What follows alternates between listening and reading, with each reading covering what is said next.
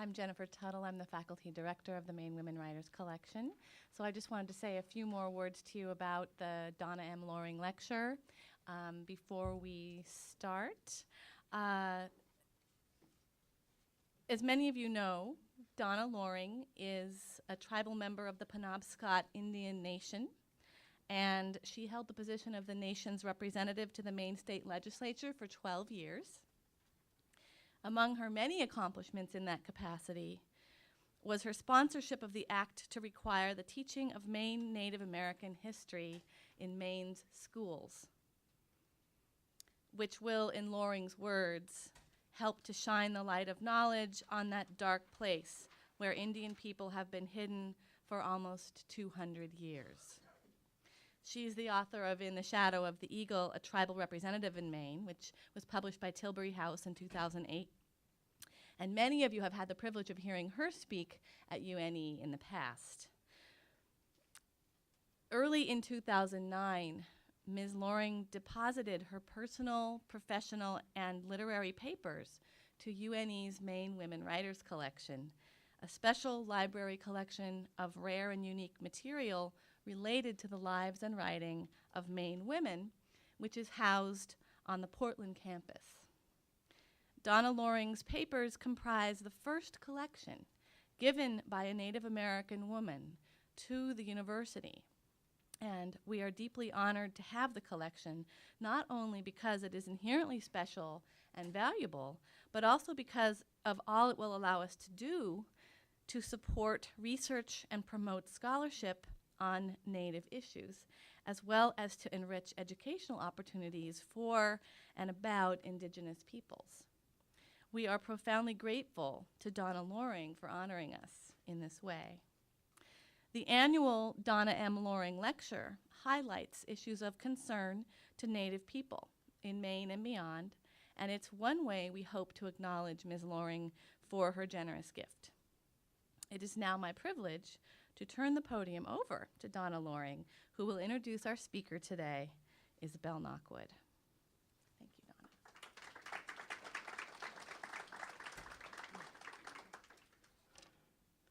Good afternoon. Take my glasses off so I can see you, so I can't see you.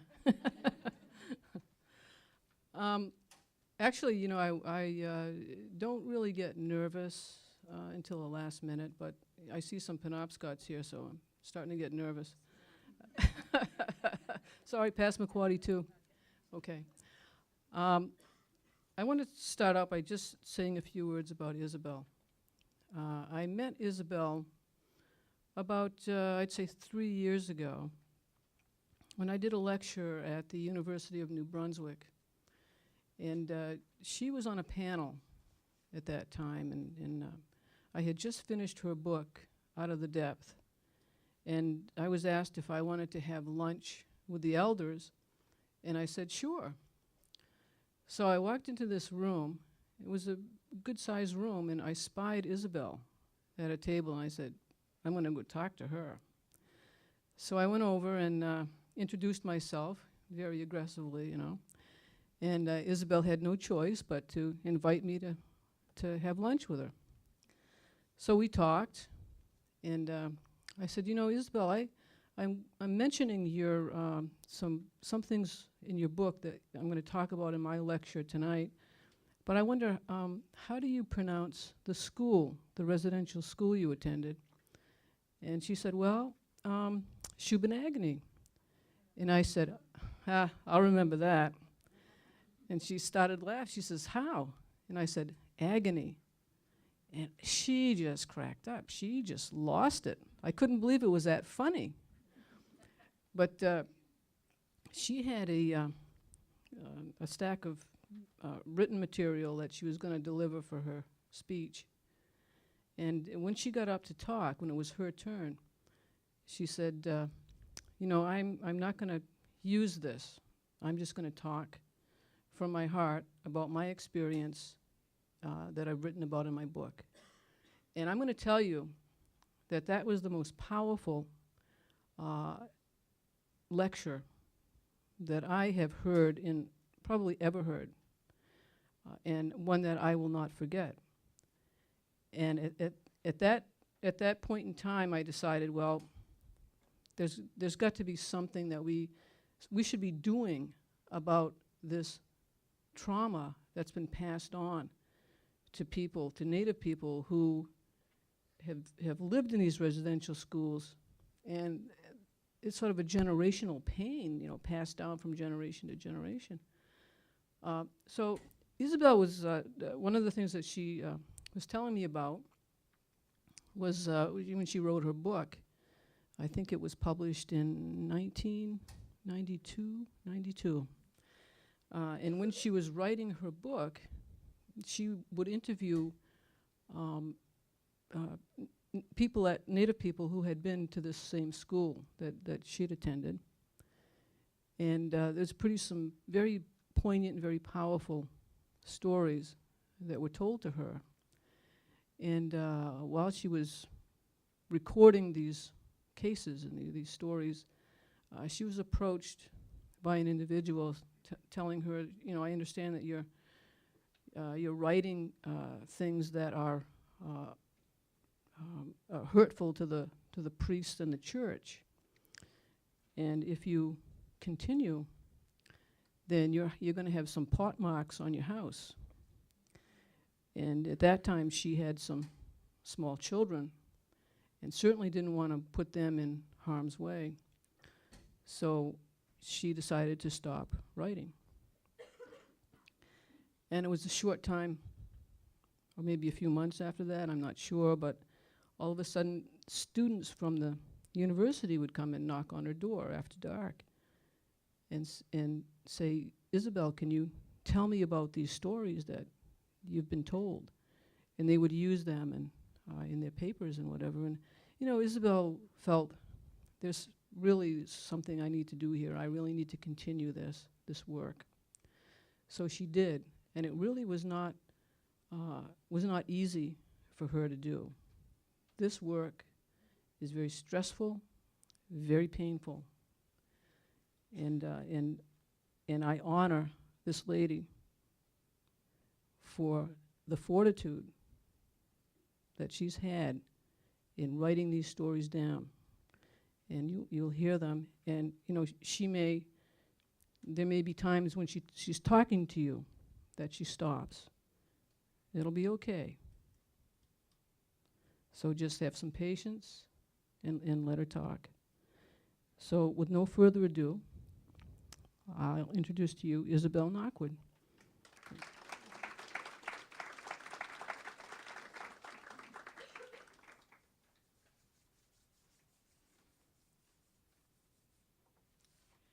Good afternoon.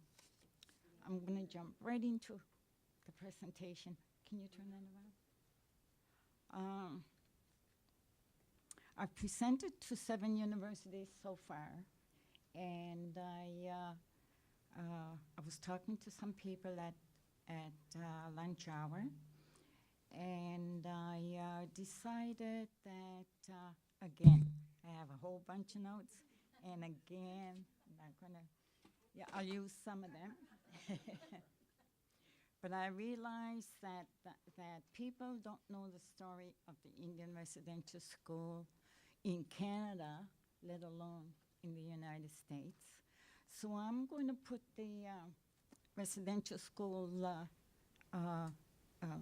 issue on in historical context so you'll understand. I'll try to make it as simple as possible, and so it'll be understandable to everybody. I was always told, if you can tell a story simply, you're a genius. and okay, I'm going to start with the timeline. To put the Indian residential, oh, you won't carry that for me. Follow me around. I'm used to it, I'll do it. Yeah, okay. All right. You go over on that side. Okay. Yeah. I don't want to turn my back to the audience. This is the timeline. Whoops. Oh, yeah. Wait, this is the timeline. And the present is over there, that first one. And 2010. Oh, I'm shaking. All right, 2010.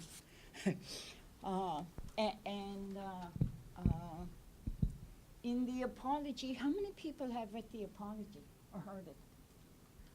In the apology, the Prime Minister apologized, explained why the residential schools were established by the federal government. And it was, he said, based on the assumption that Aboriginal culture and Native spiritual beliefs were inferior and unequal. And he didn't say to what, just inferior and unequal. From my perspective as a Mi'kmaq person from Nova Scotia, this is how I see it.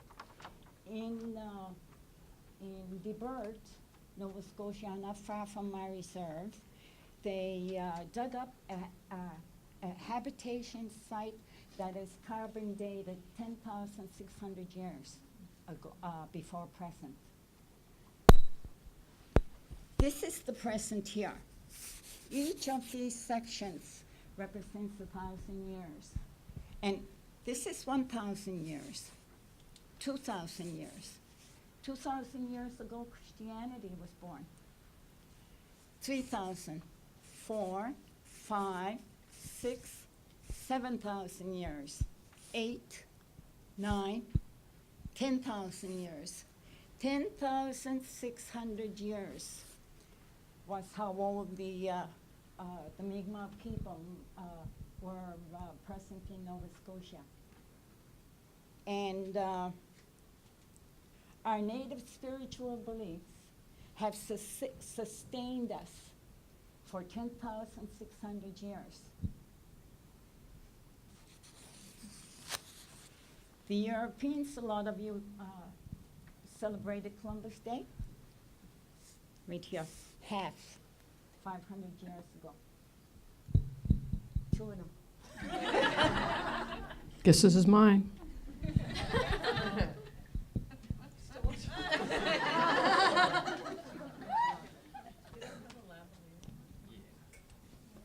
All right. Okay. No, 500 years, right here. If you could hold this. I can't. I'm teaching. Okay, this is how long the Europeans were in Turtle Island. It's what we call North America. 500 years compared to how long we were here. All right? And I just wanted to put the Indian residential schools were established about halfway to that again in the 1700s. I think around 1780. Let's say around that time. Okay, so you can see where how the Indian residential schools, when the Prime Minister apologized for the destruction of our culture, our heritage, and our traditions, you can see what he's talking about. All of that they destroyed. Yeah, put that, and I'm just going to use the other one after this one. Why don't you just rip it off? And yeah, all right. Now,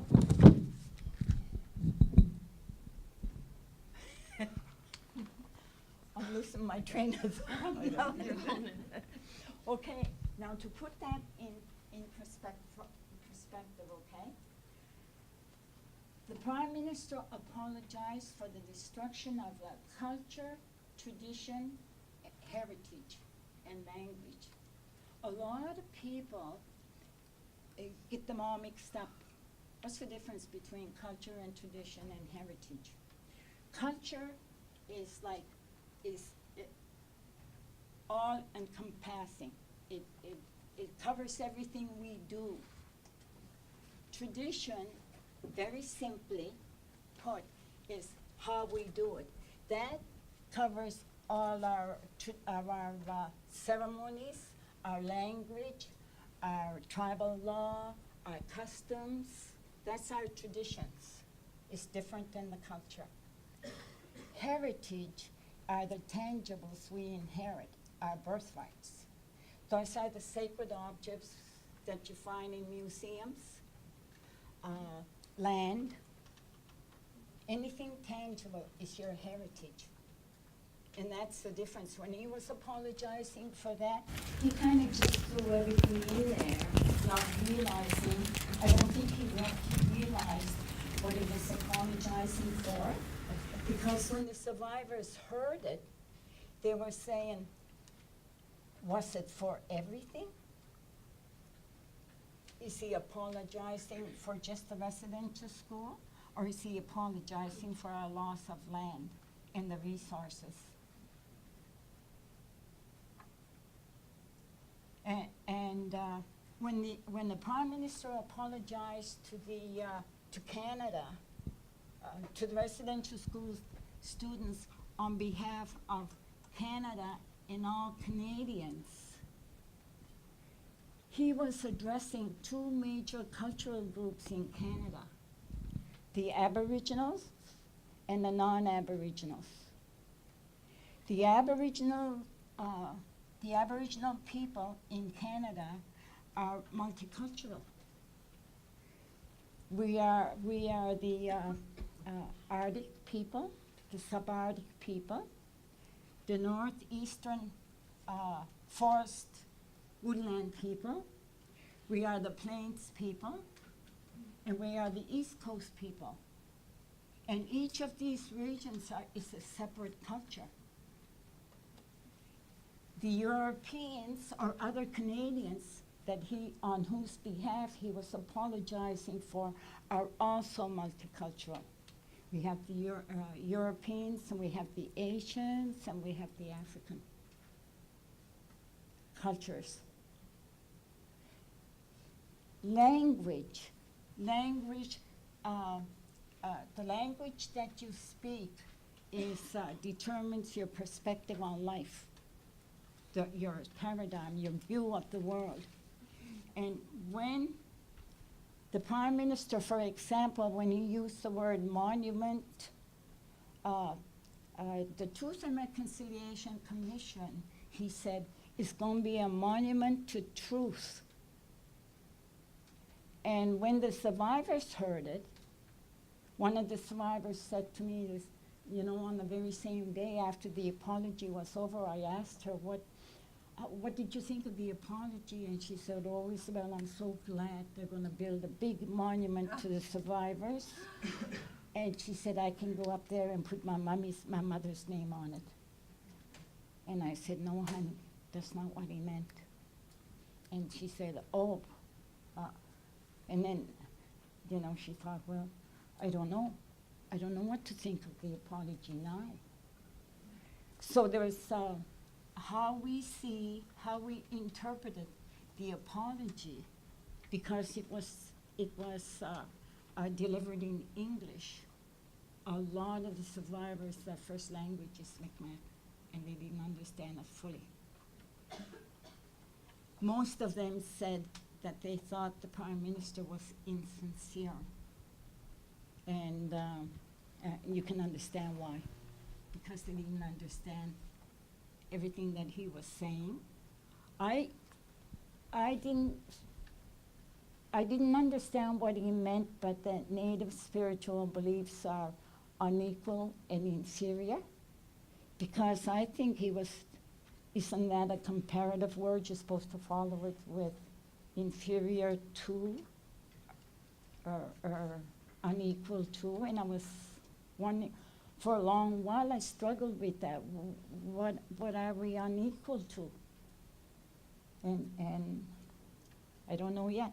I know, but I'm not going to say it. Just put that on. We Oh, won't have to hold things for you. All right. Thank you so very much. Then they won't have to be there anymore. All right. Thank you. They got me all wired up. But I wanted to, when we were having dinner today, I was surrounded with all these very knowledgeable people, but they I sensed that they didn't really, they were hungry. They were hungry for information about the residential school. And I thought, huh? All right, is it okay? You're good. Yeah, he can control it down there.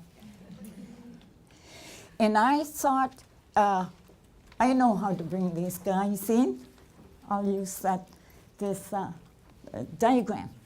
And this diagram, can you see it over there? Oh, God, there we go. Oh. Anyway, okay. We have in our culture a talking circle. And in the talking circle, we pass around the feather, and the person that's holding the feather is permitted to talk on whatever topic they want to talk about, how long they want to take, without interruption, without criticism or judgment. And we have our talking circles. The survivors, when they went to the Indian residential school, were forbidden to speak their language. And we were forbidden to tell outsiders anything that happened inside. We were not allowed to talk about anything. And there were some pretty horrible things that happened in there. I'm not going to go into detail, but I can tell you I seen a little girl beaten to death. Those are the kinds of things that makes this story so hard for me to, it was so hard for me to write and research and collect stories, because we've only scratched the surface of the book. Out of the depths was only meant to raise consciousness, make people aware that Indian residential schools did exist and bad things happen there to Aboriginal children. If you look at the book, there's no bibliography, there's no other writing, there's no references, there's no work cited. The whole book is based on the stories of the survivors. And in this presentation and in my thesis also, I use storytelling as a teaching tool. That's all I do. I go cross country and I tell stories, and that's how I teach. To bring you into this circle, I have 7 concentric circles, and central to this issue is the apology by Prime Minister Stephen Harper, Prime Minister of Canada. On the very same day, in the second circle, on the very same day, the 3 leaders of the 3 major political parties responded. And also, that's in the second circle, if you want, this is for study purposes. They're in this second circle, and they kind of complement what the Prime Minister said.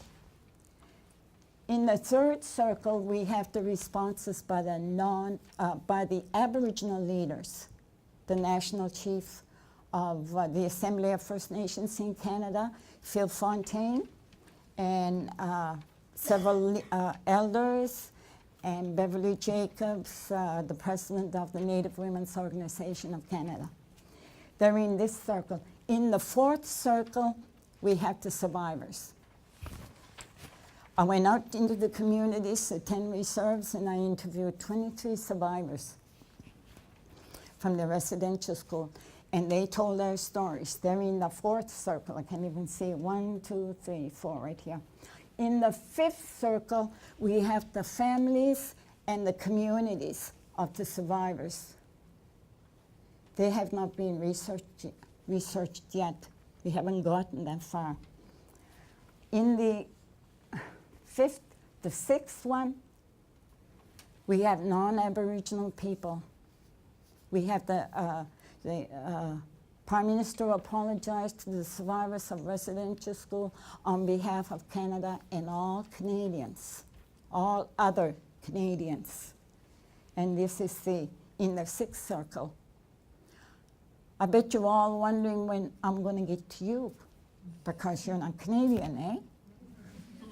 The outside circle is the researchers and the analysts, because this story is not going to go away. And it's global, because you know in Australia that there was an apology to the Aboriginal people there, and everyone is interested in Africa. Africa too was, they had an apology to the people. The head of state apologized to the African people in Australia and now Canada. So it's global interest and this is where you're feeling as students, as researchers, and I know you're interested because you're here.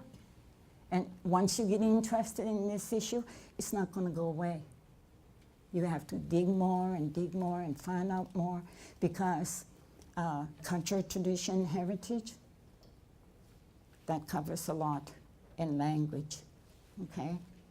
And I just wanted to show you these two illustrations to draw you in. Are you interested yet? Yes. Good. Let's go. All right. All right, that's the introduction. How am I doing for time? You got all the time you need. No, that's not right. All right.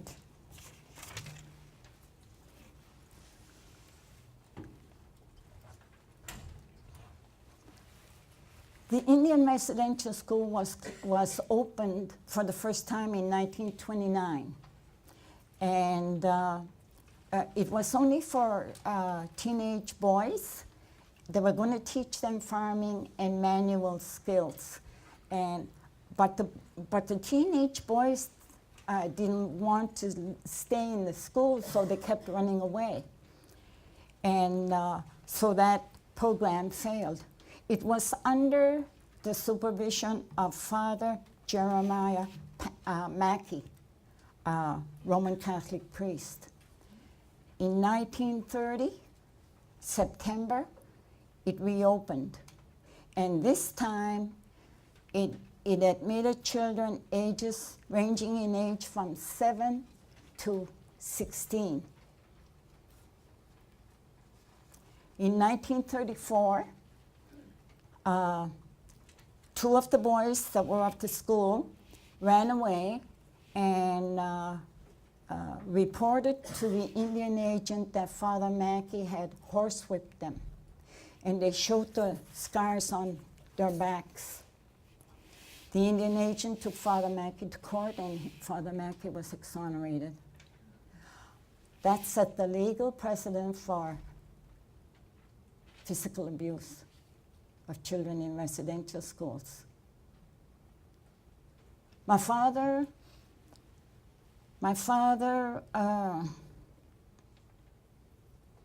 when I was researching the book for Out of the Depths, I found a paper that was signed by my father, and it was dated August 1936. And on the paper was written by the Indian agent and signed by my father, saying that my father was too sick to look after me, and asking for permission if I could attend the Indian residential school. I was 4.5. I went to my sister and I showed her this note, and she said, "Oh yeah." She said, "I remember that." She was 7, and my mother didn't want to send her to the Indian residential school by herself. And that's why my father agreed to sign that paper to let me go, because my mother didn't want to separate her daughters. She wanted to keep us together. So my sister, 7 years old, became my surrogate mother for 10 years. And on the first night, I got lonesome for my brothers. I had 2 brothers also going to the residential school. And my sister said, well, they're in this building. And she said, if you look out the window, you can see where they're sleeping. And so I looked, we opened the window and I went over and I looked out the door and at the window, and all I could see was the windows in the, on the building. I said, I can't see them. So she pushed me out farther. I was sticking out about this much. So she pushed me out a little farther, and I was sticking out a little bit more. Hanging on with one hand, trying to see my brothers.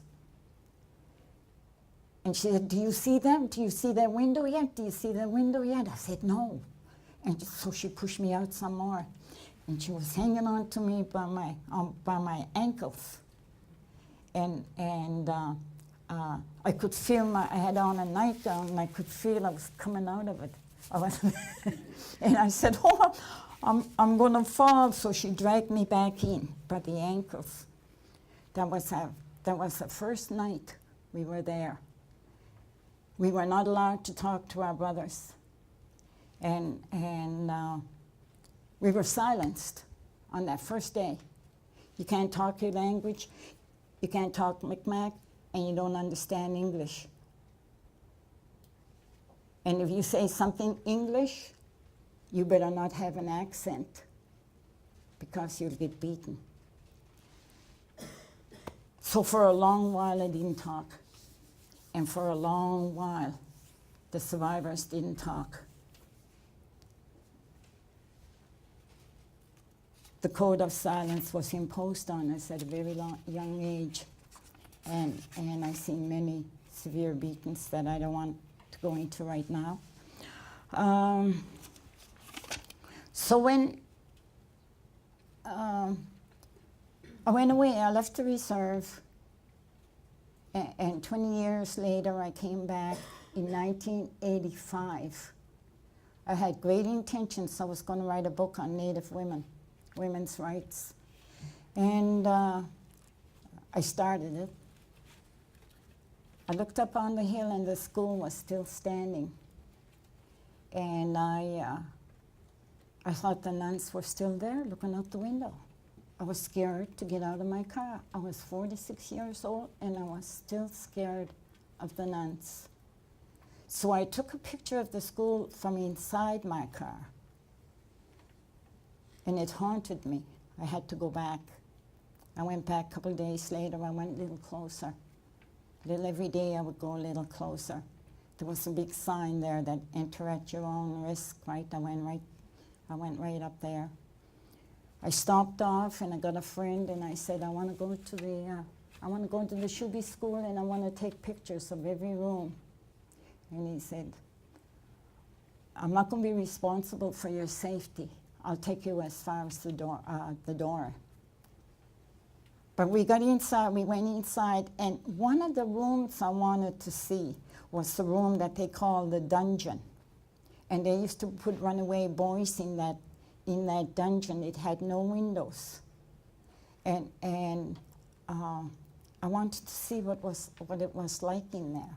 So that's what motivated me, like, where's that dungeon that I was so afraid of when I was a little girl? I had to see it again. And from there on, I took pictures of every room, and I used to go to powwows, and everywhere that Native people gathered, I would bring those pictures with me. And I would spread them out on the table or on the floor, everywhere. And people used to come, and they would look at the pictures, and they would say, I remember what happened in this room. And one of the first rooms that they pointed out to me, I remember it so clearly, was the toilets. They had stalls, eh? We had stalls, and at the end of the first stall, there was a big water tank. And in order to flush the toilets, you had to pull this cord, and it would flush all the toilets, right? And she said, I remember that stall. The nun tried to flush a little girl down the toilet, and she would pull on this string, and all you would see was 2 arms and 2 legs, and she would push her down and pull the water string. I wasn't ready to hear that because I hadn't seen that when I was there, but I believed her because I seen awful things anyway, and people would come and they would tell me, oh, I remember what happened in that room, what happened in this room. And I got the idea that maybe one of the former students will let me tape her story. So I asked one of them, and she said, yeah. I said, I'll take the story, and I'll keep a copy, and I'll give you a copy, and this'll be your biography. You show it to your children and your grandchildren.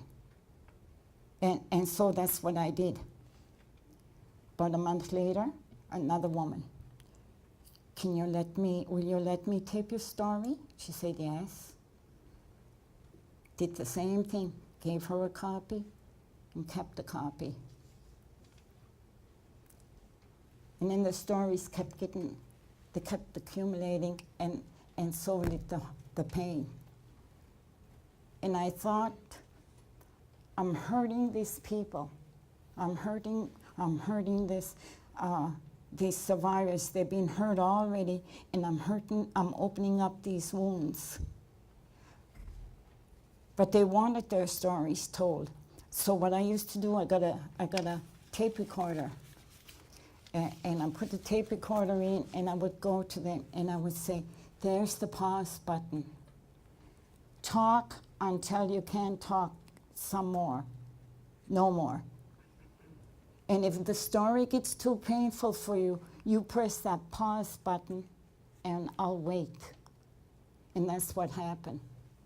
I'd go to their homes, and they would tell the story until they couldn't talk no more, and then they would press the pause button, and we would wait until that anxiety attack passed, and then they would continue their story. A couple times I felt that the person that I had interviewed was going to commit suicide. And I stayed all night with that person until their family came home. And that's how Out of the Depths was born, from those stories. I went back to university, and that's when I, as a student, I wrote Out of the Depths. It was published in 1992. I think I was about 59 years old. I'm 79 now. And the apology came out in 2008. And at first, for myself, I accepted the apology as soon as I read it or heard it on the big screen. And I'll tell you why. When I was a little girl, before I went to the residential school, my mother used to take us around everywhere. And I remember that at one time we were sitting at a table. It was a picnic table. I think there was some kind of festival going on. And at the center of sitting in the chair was a little old lady. I was about 4 years old, and she was smaller than I was. She was wrapped up in a blanket, and she was really, really old. Oh, really old, tiny. She was tiny. And nobody was talking, but we were just like comfortable, and there was like probably her daughter was sitting next to her, but there were women all surrounded, and my mother was sitting like on the edge, and I was on the floor. I was on the ground, because she used to say, sit right there and listen. And that's how I learned about life, through storytelling. so I would listen to all these stories. And I don't know what we were there for, but this car pulled up. It was 1930s, right? This car pulled up, and there were two men in it. And one man got out of the driver's seat, and he had a felt hat in his hand. And nobody spoke, nobody said anything. And he stood there and he looked up at grandmother, and he walked over to her and stood in front of her and stood there for a long while. And then he approached her and kissed her on both cheeks and called her Nsugwi. And I was waiting for them to say something, but nobody said anything, and I don't remember what happened after that. But that's what flashed in my mind when Stephen Harper said, "I stand before you today." I got that flashback of when that man stood in front of grandmother. And I had a blue scarf, and I was standing on a chair in the back of the room because I couldn't see. I'm so short, eh? I couldn't see over the head, so I put my chair up against the wall and I stood on it. And when he said, "I apologize to the survivors of the Indian Residential School," I took off my blue scarf and I waved it and I said, "Hey!" I was the only one. I was the only one in that room that said anything, and I thought to myself, what's wrong with these people? The Prime Minister, the most powerful man in Canada, apologized to us. And then Prime Minister continued to apologize some more for other things. And this time, I just went, I went all by myself in the back room. I was so happy. I felt so good because I felt now I'm turning a new page. And on this page, I'm going to write pride. And in my mind, I could see this new page, blank, pride. And that's how I felt that day. After the apology was over, people were filing past me. And I was asking them, "What did you think about the apology?" And they were saying, he was insincere. A lot of them were saying that he didn't sign the Charter of Indigenous Rights. Someone was, the woman I told you about the monument, she was so happy she thought they were going to build a monument to residential school survivors. And then when I told her, no, that's not what they're going to do, I felt bad because she was so happy and I made her sad. And so that the apology, the survivors of Indian residential schools are all at different levels in their lives. We weren't all there at the same time. And we're all at different stages in our lives. Some of us have never told our stories. A lot of us have been going to healing circles over last 20 years and still not healed. When researching Indian residential school survivors, I have to remember that they're a vulnerable group that suffered trauma in their childhoods. And as adults, they're still dealing with unresolved anger and frustration. And a lot of them, when they came, they were taken away as little children.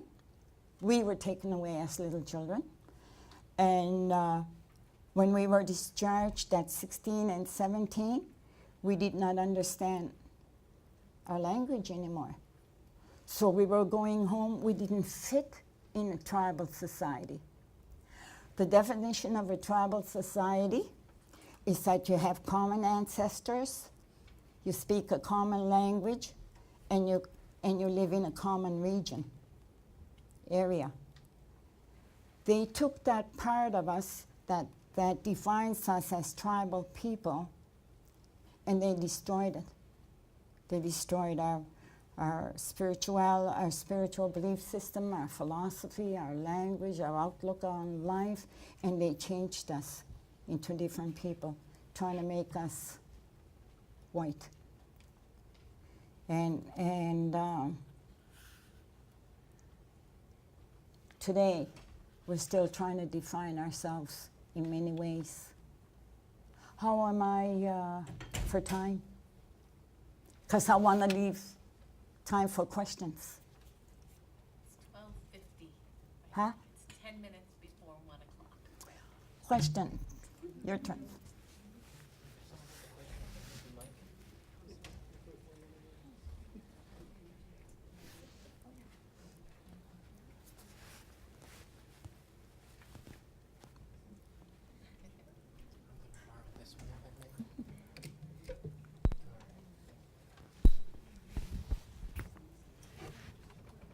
Thank you. When did you see your parents? When you were in the school? I was very lucky. My parents we only lived about 7 miles from the residential school. And the part that I didn't tell you about my dad was that when he heard that Father Mackey was exonerated for child abuse, in tribal law, child abuse is punishable by, I don't know. Anyway, they had a council meeting at my father's house, and they were going to, they had to decide who was going to assassinate Father Mackey, according to tribal law. And as it turned out, they decided not to because the children were locked in the dormitories at night, and they thought if anybody assassinated Father Mackey, they would kill all the children at the residential school. So so my parents had no choice because education was mandatory. So they made a vow that they would visit us every Sunday. And they came every Sunday for the next 10 years. They never missed a visit. That's why I'm sane today. Yeah. Did you have summers off? Yes, we did, but a lot of the children were orphans, and they had no place to go. And when they went to the school, they were 5, 6, or 7 years old, and when they were discharged, they were 16. And there are stories that the priest just put them on the train, gave them a name tag, and told them your reserve is Yarmouth. You're going to Yarmouth. Even though their parents had died, they had no homes. They didn't know where home was. Thank you.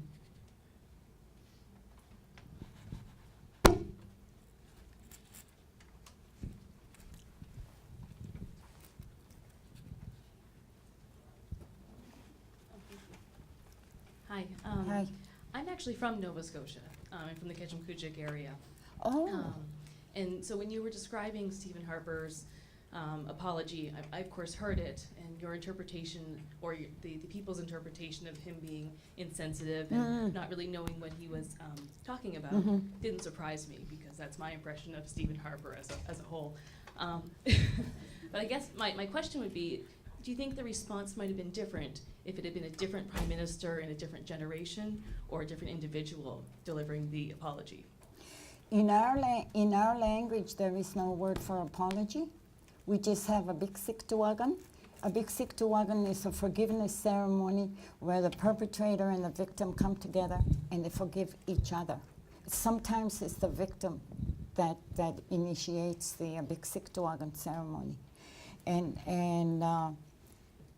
so we couldn't relate to it at all. A lot of the survivors said it didn't have to be the Prime Minister. It could have been anyone. What about the Governor General? Could have been her. it probably would be more acceptable to Native people because she's a woman of color and they could relate to her. It didn't have to be the Prime Minister. It could have been the Pope. Fat chance.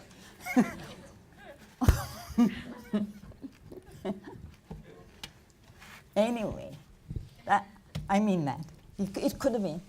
It could have been the bishop, it could have been anybody. In what year did the schools close?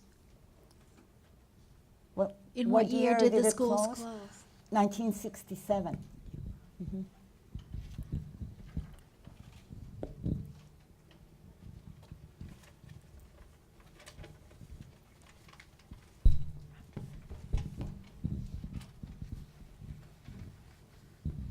Why were the schools run by the church and not the government?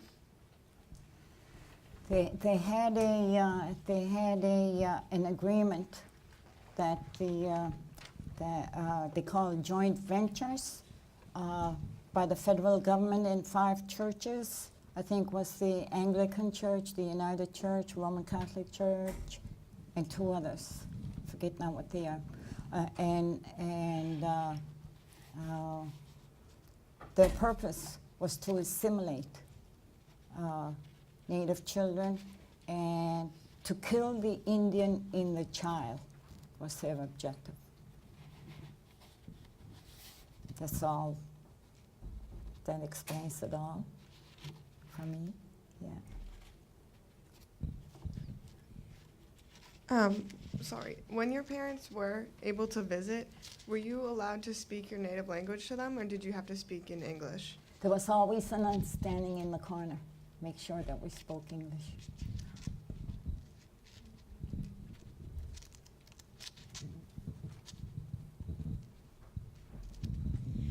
I'm wondering if there is an archives in Nova Scotia where any of the documents for the school are kept. Yeah, the Aboriginal Healing Foundation has an archive in Ottawa. In Ottawa? Ottawa, yeah. And I've never been there. I haven't. I've been mostly focused on the survivors in Shubenacadie, but I hear there's a lot of information, a lot of videos, a lot of documentaries there. Oh, Yeah, I've never visited it yet. I will. good. Yeah. Thanks, Kelly. Has any U.S. president apologized for the American residential Yes, schools? President Obama did make a statement to the Native Americans, didn't he, when he became president? Yeah. And that's another thing that the survivors were saying, that you know how Obama works the crowd, say? He holds it out in the open, and if you compare that to how the apology was delivered in a little room, House of Commons, and, you know, with just the big shots there, you know, it didn't have to be like that. It could have been more humane. If people, he could have, the Prime Minister or whoever apologized could have mingled with the crowd, with the survivors, shook their hands. A lot of them were saying, I would like to have someone shake my hand and look me in the eye and say, I'm sorry, you know. But it didn't happen either. Just want to say about the Obama. It really wasn't Obama that apologized. It was a resolution that went through Congress, and when Obama signed it, there was nobody around to see him sign it. Just went into a drawer. So nobody, unless you know about the resolution that went through, you don't know about this. Oh, well, when it reads really, I didn't see him apologize or make the statement, but I read the statement, and I thought, oh, this was great, this is good. Yeah. That's it?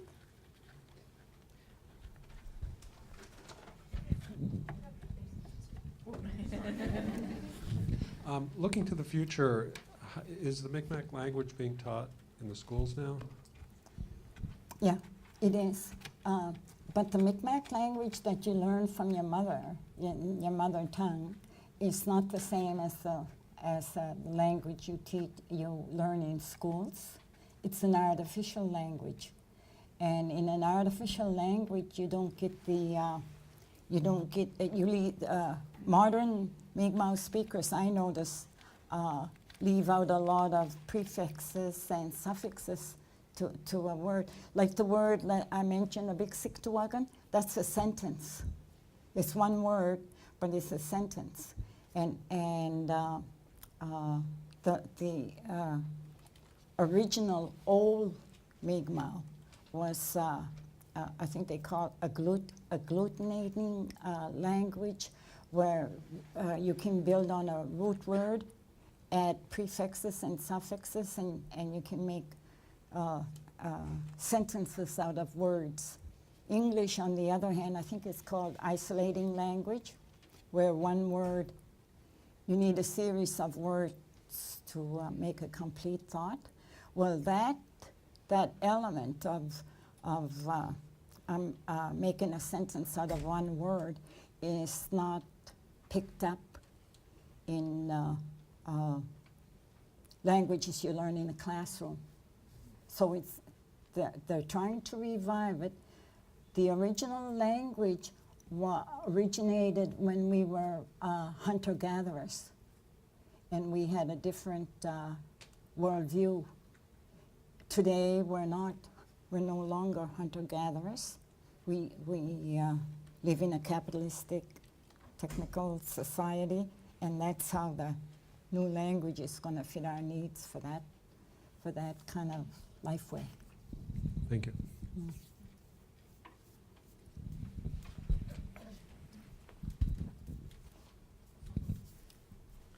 You know, mealtime is pretty important to people because people have to eat.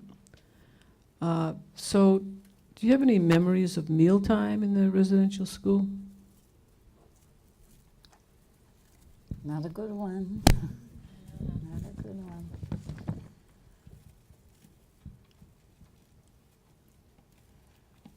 There was a little girl. Well, I was a little girl too. We all used to sit at long tables, eh? And she didn't like greens, and I liked greens, eh? And she said to me, "You want my greens?" And I said, "Yeah, but not now because the nun is watching." And so we continued to eat, and she says to me, "Do you want them now?" I said, "No, the nun is still watching." Finally, we're coming to the end of the meal. All our plates were empty except hers. She couldn't eat her greens. So she picked them, took the greens off the table, and put them in her pocket like this. And the nun saw that movement. And they used to wear big beads around their waist. She took her beads off so the little girl won't hear her. And she came up behind Nancy, and she grabbed her on the back of her head, and I was sitting right opposite Nancy.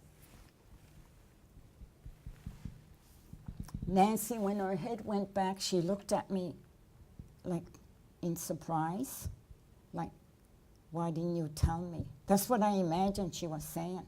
You know, the nun had her hair. And the reason why I didn't tell her, well, I was scared. I thought I was going to get a toe. I would have. I know how they act. Anyway, she forced those greens down Nancy's throat. I think the story's in the book. And beat her. Made her eat her vomit and beat her. By the end of the meal, they had to take this little girl out because they had to lead her out. They were dragging her out, actually. And we never saw the little girl again. That summer when we went home for vacation, my mother says to me, "Do you know Nancy Lampquin?" And we said, "Yeah." the nun made her eat her vomit. And she said, well, she's buried up here on the reserve. And my sister and I looked at each other and we thought, where did that what happened? We couldn't piece together. All we remembered was the beating, and they're taking the little girl out. And then we go home, and my mother tells us that she's dead. We went out to see the grave site, and the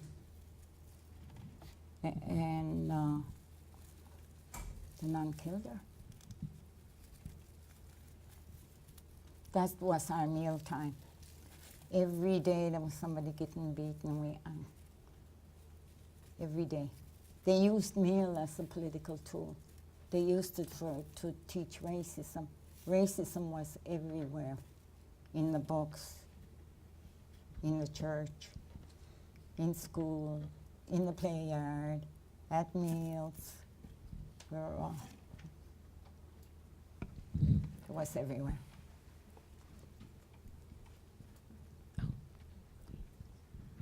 Donna Loring talked about in her introduction generational pain and stories being passed down and that pain going from one generation to another. And you also said that a lot of the survivors didn't tell their stories or didn't speak until you spoke to them. I'm just kind of wondering what was communicated to children and grandchildren? What was what? What was communicated to children and grandchildren in terms of your stories? Did you talk to your own families about your experiences? A lot of survivors do, and a lot of survivors don't talk to anybody, not to their families. Especially, they're trying to protect their children by not telling the horrible stories. You don't tell your children horrible stories, do you? We don't either. We'll tell everybody else, but not the children.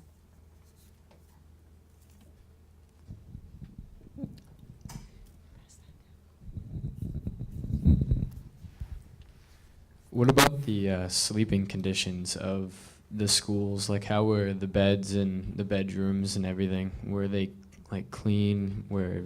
Did they provide you with like enough blankets? I mean, it's Canada, so yeah, it gets pretty cold. We all slept in dormitories in rows, and we kept the dormitories. We were the housekeepers ourselves, but it was always so cold. A lot of children used to wet the bed because my mother said because they got cold. They had cold in their kidneys. They had been provided with warm blankets, you know, and besides, you weren't allowed to go to the bathroom. Nothing was comfortable there at all.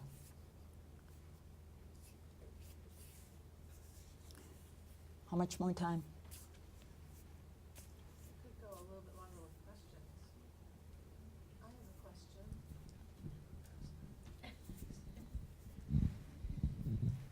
Did every single child get beaten at some point?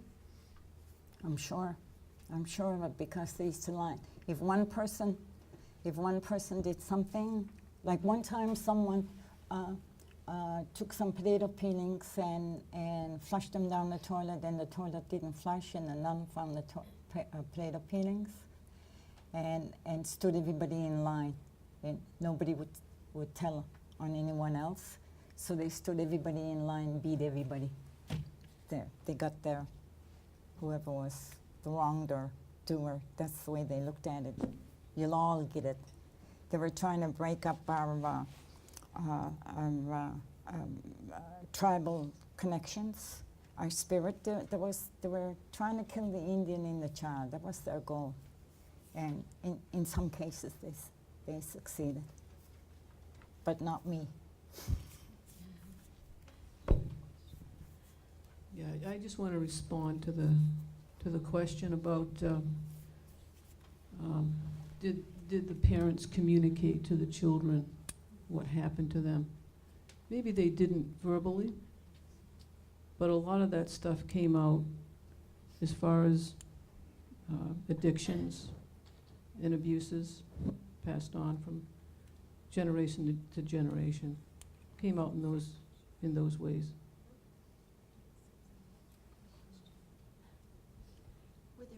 were there any sympathetic teachers that one could go to or that expressed sympathy for your plight? If they did, they didn't speak up. They remained silent. And you know that silence is the victim, the perpetrators depends on the silence of their victims. And that's the first thing you do to your victim. You silence them, you isolate them, which is what happened to us. No. Okay, that's it. I hope.